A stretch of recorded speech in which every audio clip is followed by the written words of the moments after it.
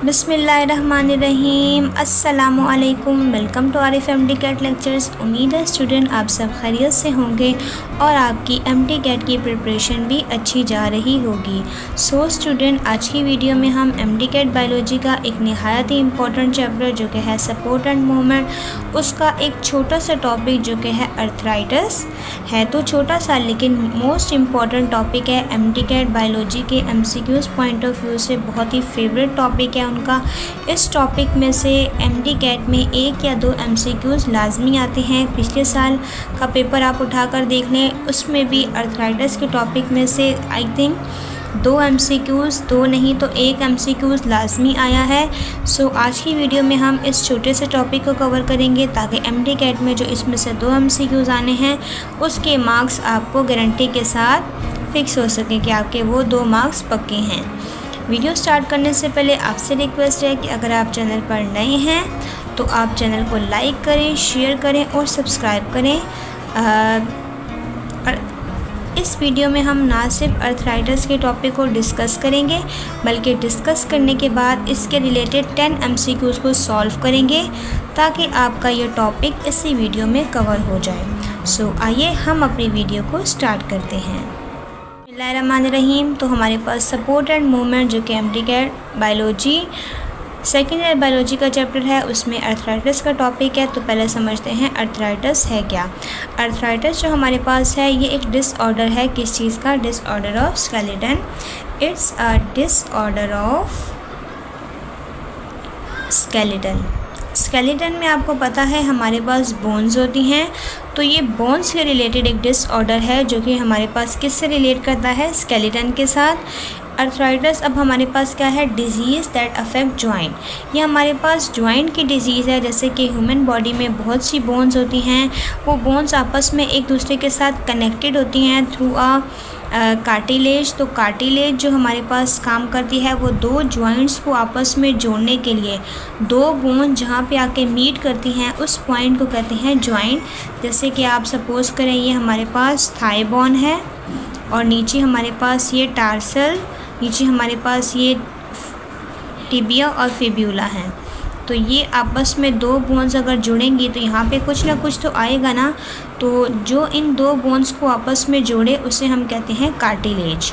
तो ये हमारे पास अर्थराइटिस क्या है? Disease that affect joint. एक ऐसी डिज़ीज़ है जो कि किस चीज़ को असरअंदाज करती है? जॉइंट को। जोड़ों की बीमारी है जिसे हम उर्दू में कहते हैं जोड़ों की बीमारी।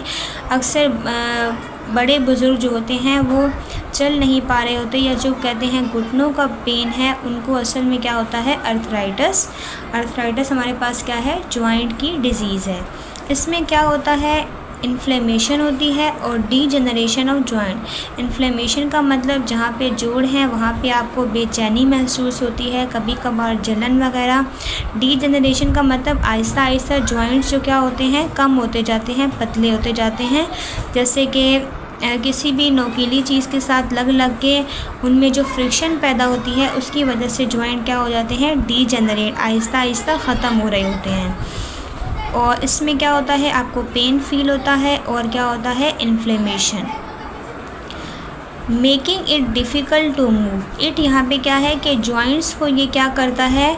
मूव करने के लिए मुश्किल बना देता है। जॉइंट थोड़ी देर के बाद जब आपके जॉइंट्स आहिस्ता आहिस्ता वीक होने लगते हैं तो उनमें पेन स्टार्ट हो जाता है। पेन के साथ साथ इन्फ्लेमेशन मतलब बेचैनी होती है। तो जब पेन होगी, बेचैनी होगी और जॉइंट्स कमज़ोर हो जाएंगे तो आप क्या मूव कर पाएंगे? नहीं। तो अर्थराइटिस हमारे पास क्या है? Disorder of skeleton. ये हमारे पास जॉइंट, जोड़ों की बीमारी है। इसमें आपको इन्फ्लेमेशन और डीजनरेशन ऑफ जॉइंट होता है। मतलब आपके जो जॉइंट हैं वो आहिस्ता आहिस्ता वीक होते जाते हैं। जब वीक होंगे तो आपको जब आप वॉक करेंगे या मूव करेंगे तो पेन वगैरह होता है। पेन के साथ आपको मूव करना डिफ़िकल्ट होता है। पेन के साथ आप मूव नहीं कर पाते तो अक्सर औक़ात आपको क्या होती हैं? मुश्किलात का सामना करना पड़ता है। तो ये था एक बेसिक इंट्रोडक्शन अर्थराइटिस का। अब हम अगले टॉपिक की तरफ बढ़ते हैं। अर्थराइटिस की हमारे पास कुछ टाइप्स भी हैं, तो टाइप्स को डिस्कस कर लेते हैं। ये types MCQs point of view से बहुत ज़्यादा इम्पॉर्टेंट है। तो ये एक की पॉइंट है जो मैंने यहाँ पे हाईलाइट किया है कि अर्थराइटिस जो है वो यूजुअली अफेक्ट करता है ओल्डर अडल्ट्स को। अगर आपके पास एमसीक्यूज़ आए कि अडल्ट यूजुअली अफेक्ट डैश, और इस डैश में ऑप्शन में हमें बहुत से दिए हुए हों यंगर, ओल्डर और बोथ ऑफ दीज या नन ऑफ दीज, तो आपके पास करेक्ट आंसर क्या होगा? Older adults. तो ये की पॉइंट आपने माइंड में याद रखना है। अब डिस्कस करते हैं टाइप्स को। तो हमारे पास अर्थराइटिस की कितनी टाइप्स हैं? 4 टाइप्स हैं। Number 1 osteoarthritis, number 2 ankylosing spondylosis, then है गाउट, देन चौथी है rheumatoid arthritis. One by one इन्हें डिस्कस करते हैं। ओस्टियोआर्थराइटिस क्या है? Develop when cartilage joint cartilage break down from repeated stress. Osteoarthritis में क्या होता है? हमारे पास जो जॉइंट, ये देखें, ये एक बोन है और ये दूसरी बोन है, इन दोनों के दरमियान हमारे पास इसका कार्टिलेज और इसका कार्टिलेज, ये आपस में दोनों ने बॉन्ड बना लिया, तो इस तरह ये बोन क्या करती है? मूव करती है। लेकिन ओस्टियोआर्थराइटिस में क्या होता है? ये जो दरमियान का कार्टिलेज होता है, ये इसका बॉन्ड जो होता है वो ब्रेक हो जाता है। इस बॉन्ड के ब्रेक हो जाने की वजह से क्या होता है? ओस्टियोआर्थराइटिस हो जाता है। जब आप, और ये किस वजह से होता है? Repeated stress. जब आप कोई काम ज़ोर वाला बार बार करते हैं तो उस वज़नी काम की वजह से आपका जो वो जॉइंट है, उस जगह पे जॉइंट का जो कार्टिलेज है वो ब्रेक हो जाता है, और उस ब्रेक की वजह से जब वो ब्रेक होता है तो उस कार्टिलेज के ब्रेक होने को हम क्या कहते हैं कि आपको क्या हो गया है? ओस्टियोआर्थराइटिस। और ये हमारे पास most common form of arthritis है। सबसे ज़्यादा कॉमन क्या है? ओस्टियोआर्थराइटिस। नेक्स्ट है एनकाइलोसिंग स्पॉन्डाइलोसिस, इसे हम अर्थराइटिस ऑफ स्पाइन भी कहते हैं।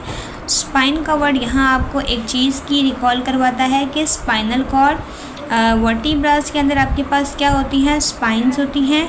छोटी छोटी स्पाइन बोन से मिलकर क्या बनता है आपके पास? Vertical column. वर्टिकल कॉलम आपकी बैकबोन होती है। तो एनकाइलोसिंग स्पॉन्डाइलोसिस और अर्थराइटिस ऑफ स्पाइन, ये आपकी लोअर बैक को अफेक्ट करता है, इट्स मीन वर्टिब्रा कॉलम को। तो आपने ये दोनों नाम याद रखने हैं कि एनकाइलोसिंग स्पॉन्डाइलोसिस को हम अर्थराइटिस ऑफ स्पाइन भी कहते हैं, usually affect your lower back. Third है हमारे पास गाउट। इसमें क्या होता है? इसमें हमारे पास हार्ड क्रिस्टल बन जाते हैं यूरिक एसिड के, और वो जाकर डिपॉजिट हो जाते हैं जॉइंट के अंदर। तो गाउट की जो डिजीज़ है वो रिलेटेड है hard crystal of uric acid in the joint. तो ये आपने कीवर्ड जो हैं याद रखने हैं, टाइप के साथ कीवर्ड को एसोसिएट कर दें, इससे क्या होगा? बहुत ज़्यादा इजी होगा आपको चीज़ों को रिलेट करने में। तो गाउट में हमारे पास क्या बन जाते हैं? Hard crystal of uric acid, जो कि to form in the joint, जो कि जॉइंट में जाकर डिपॉजिट हो जाते हैं।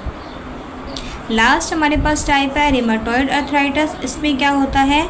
इम्यून सिस्टम जो आपका होता है उसमें थोड़ी बहुत म्यूटेशन हो जाती है, और इम्यून सिस्टम अटैक करता है आपकी साइनोवियल मेम्ब्रेन, जो कि जॉइंट की आउटर लेयर होती है, आउटर मेम्ब्रेन को अटैक करता है, जिसकी वजह से आहिस्ता आहिस्ता आपका जो जॉइंट है वो क्या होता जाता है? वीक होता जाता है।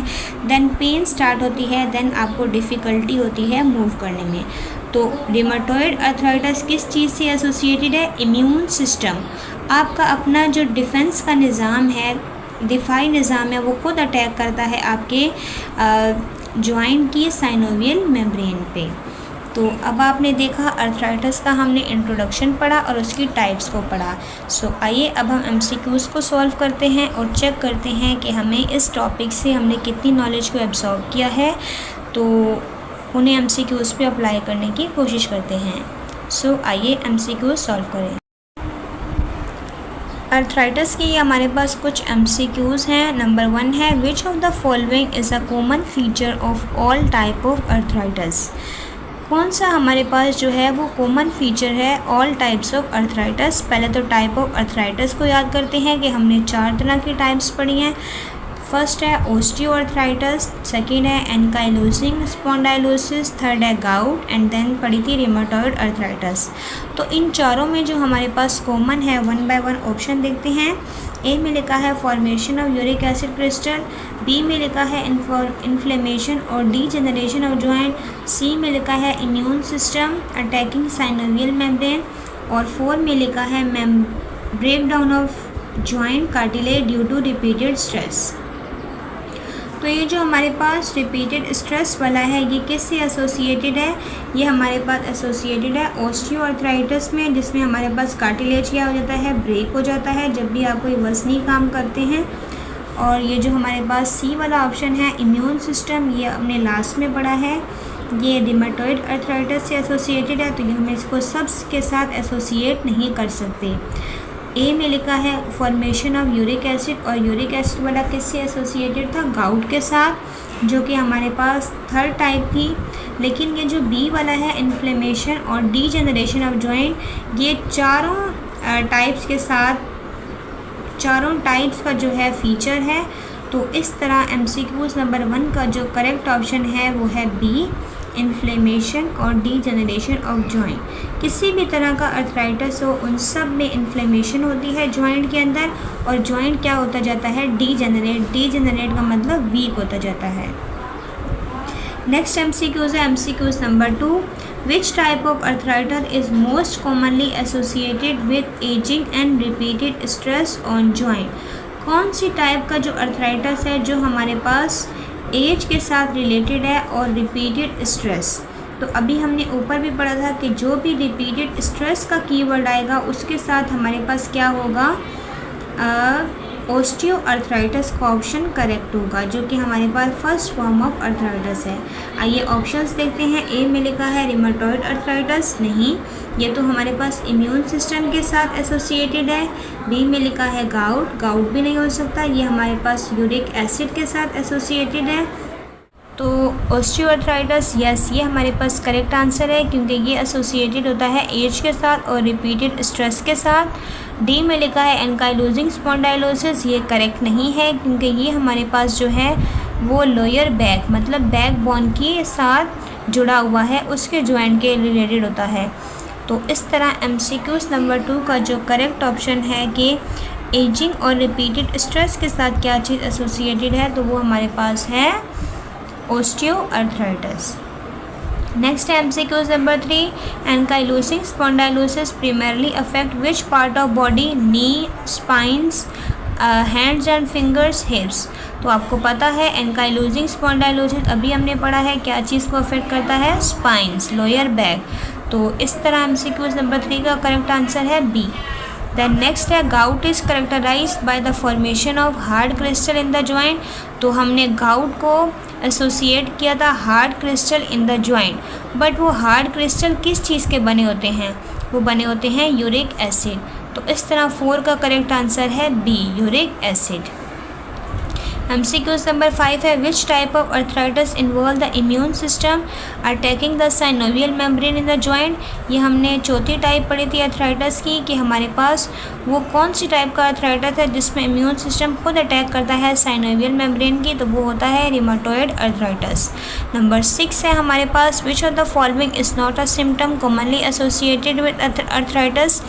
ये हमें सिम्टम दिए गए हैं, इनमें से कौन सा सिम्टम है जो कि अर्थराइटिस के साथ एसोसिएट नहीं है। पेन भी होता है, इन्फ्लेमेशन भी होती है, डिफ़िकल्टी भी होती है, लेकिन फ्लेक्सिबिलिटी इंक्रीज़ नहीं होती। तो सी वाला ऑप्शन करेक्ट है।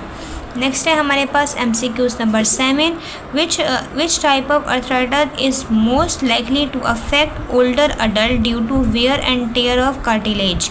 तो यहाँ पर देखें कार्टिलेज का वेयर एंड टेयर का मतलब कि कार्टिलेज क्या हो रही है, ब्रेक हो रही है। तो कार्टिलेज ब्रेक होने की जब भी बात होगी तो वो हमारे पास बहुत ही कॉमन टाइप का अर्थराइटिस है, उसे हम कहते हैं ओस्टियोआर्थराइटिस। तो हमारे पास ऑप्शन सी करेक्ट आंसर है। हमारे पास MCQs number 8, what is the primary cause of pain in the rheumatoid arthritis. Rheumatoid arthritis में हमारे पास कॉमन पेन क्या होता है। पहले रिमेटॉइड अर्थराइटिस है क्या, इसमें इम्यून सिस्टम खुद अटैक करता है साइनोवियल मेम्ब्रेन पे। तो इसमें हमारे पास कॉमन क्या होता है, immune system attacking synovial membrane. तो इस तरह 8 का करेक्ट आंसर क्या है, immune system attacking synovial membrane. 9 है, which of the following is a key difference between osteoarthritis and rheumatoid arthritis. इन दोनों का डिफरेंस बताना है। 1 बाय 1 ऑप्शन में देते हैं। ओस्टियो इज़ इम्यून, नहीं, ओस्टियो अर्थराइटिस जो है वो इम्यून सिस्टम के साथ नहीं लिंक करता।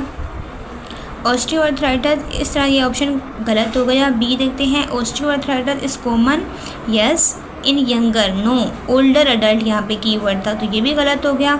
Osteoarthritis involve break down of joint cartilage, yes, इसमें हमारे पास कार्टिलेज क्या हो जाता है, ब्रेक हो जाता है। और रिमेटॉइड अर्थराइटिस में क्या होता है, इम्यून सिस्टम अटैक करता है synovial membrane, yes. Option number C हमारे पास करेक्ट आंसर है कि ये हमारे पास कॉमन टाइप भी है, कार्टिलेज को ब्रेक भी कर रहा है, लेकिन जो रिमेटॉइड अर्थराइटिस है उसमें क्या होता है, इम्यून सिस्टम अटैक करता है अपनी ही साइनोवियल मेम्ब्रेन को।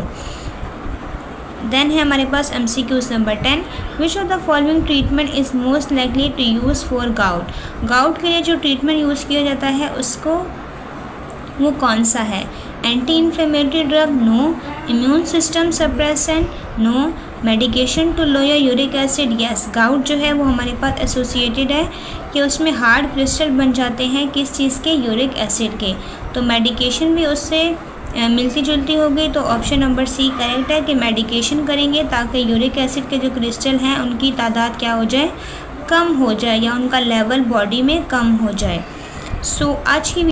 स्टूडेंट, आज की वीडियो में हमने एक बहुत ही इम्पॉर्टेंट टॉपिक अर्थराइटिस को डिटेल में डिस्कस किया, उसका बेसिक इंट्रोडक्शन, उसकी टाइप को डिस्कस किया।